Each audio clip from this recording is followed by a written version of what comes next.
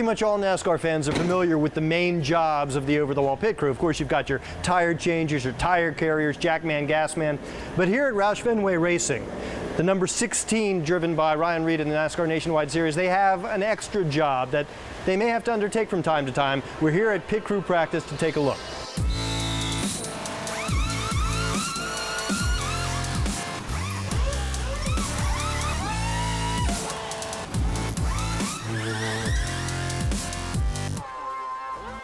So I have a Dexcom. What that is it's a wireless monitor for me to monitor my blood sugar with. So it'll tell me if what my blood sugar is and whether it's trending up or down.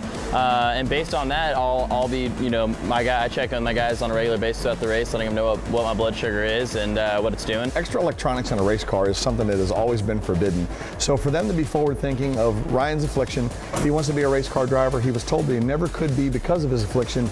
And for NASCAR to say, you know what, we need this guy in the sport, we need the sponsor in the sport, it can only get better for our sport to show how forward thinking we actually are. I give them the credit, and then to train somebody to give the injection, I think all the credit goes to not only the team but also to NASCAR.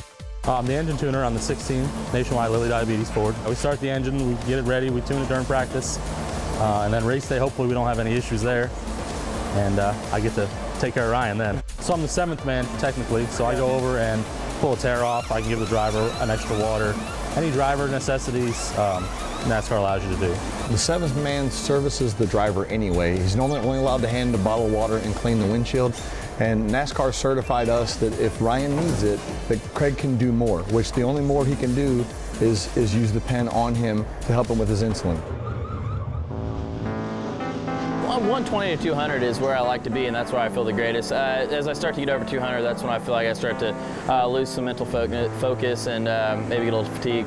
And so if it's 190 or 200 and I see it's trending up, then I'll tell them to get ready, and then I'm going to be, we're going to be thinking about coming in for a pit stop and for insulin. I'm just going to get next to the jackman. I'm going to let him go. When the car comes to a stop, I'm going to get in there, try to stay real tight to the race car so everyone else can still do their job. And then just get in there and try to get centered up on that bullseye and give it a good straight shot. It just takes a little bit more time, and Craig knows that he has to be tucked up a little bit more, try to make himself a little bit smaller, which is not easy. So he just has to be a little bit smaller to allow the jackman to get around and to not impede with the front tire guys. So we're really good as long as we're taking care of Ryan. I've used one of these previously. My wife was pregnant. We had gestational diabetes, which is just something you have when you're pregnant. And so we had to learn how to use the pen, should it be necessary.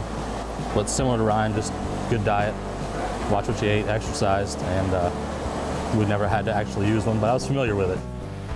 Safety is #1 priority, so I think it's really, honestly, at the end of the day, it's more of a performance thing, because if my blood sugar was to get too high, I'd pull over no matter what.